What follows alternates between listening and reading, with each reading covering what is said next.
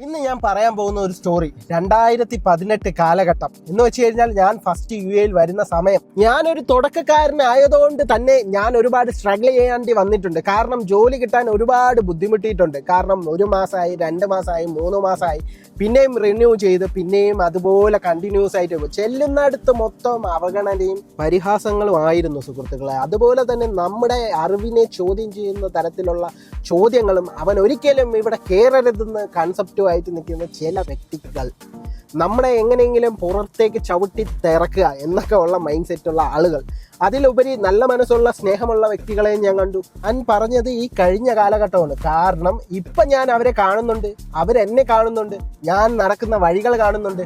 അവരിപ്പോൾ ചിന്തിക്കാറുണ്ട്, ഈ പറഞ്ഞ പോലെ അവർക്ക് മുകളിലേക്ക് ഞാൻ വളർന്നു എന്ന് അവർക്ക് തോന്നിത്തുടങ്ങി.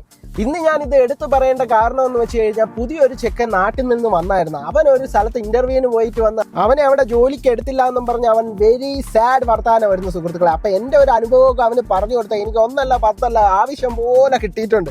പക്ഷെ അവർക്കൊന്നും ഈ പറഞ്ഞ് നമ്മളെ തളർത്താൻ ശ്രമിക്കുന്ന അവർക്കൊന്നും നമ്മളെ പറ്റി നാട്ടിലൊന്നും അറിഞ്ഞുകൂടായിരുന്നു. നമ്മളൊക്കെ നാട്ടിൽ കിടന്ന് കുന്തളിച്ച് ആ എക്സ്ട്രീം ലെവലൊക്കെ കാണിക്കാനുള്ളതെല്ലാം കാണിച്ചിട്ടാണ് ഇങ്ങോട്ടേക്ക് വന്നത്. അപ്പോൾ ഇവരെക്കാളും വലിയ കില്ലാടികളെ കണ്ടിട്ടാണ് നമ്മൾ ഇങ്ങോട്ട് വന്നത്. നാട്ടിൽ നിന്ന് ഇതിനും വലിയ കില്ലാടികളായിട്ട് യുദ്ധം കൂടിയിട്ടാണ് ഇവിടെ വന്നിരിക്കുന്നത്. ഒരു സമയത്ത് ഒരു പഞ്ചായത്ത് മൊത്തം എനിക്കെതിരെ നിന്ന്. അതൊരു പ്രൗഡല്ല, അതൊരു ബാഡാണ്. പക്ഷെ ആ ഒരു കാലഘട്ടം അത് അങ്ങനെയായിരുന്നു സുഹൃത്തുക്കളെ. അതൊക്കെ ഏകദേശം എൻ്റെ നാട്ടിലെ ഇവിടുത്തെ അനുഭവങ്ങളൊക്കെ പറഞ്ഞു കൊടുത്തപ്പോൾ ചെറുക്കനെ ഹാപ്പി ആയിരുന്നു. അപ്പോൾ എൻ്റെ അത്രയൊന്നും ആയിട്ടില്ല എന്ന് അവൻ തന്നെ എടുത്ത് വീണ്ടും അത് ആവർത്തിച്ച്. അപ്പോൾ എന്തായാലും ബൈ ദ ബൈ, ഇനിയൊരു അടുത്തൊരു സ്റ്റോറി ആയിട്ട് ഞാൻ വീണ്ടും വരും സുഹൃത്തുക്കളെ.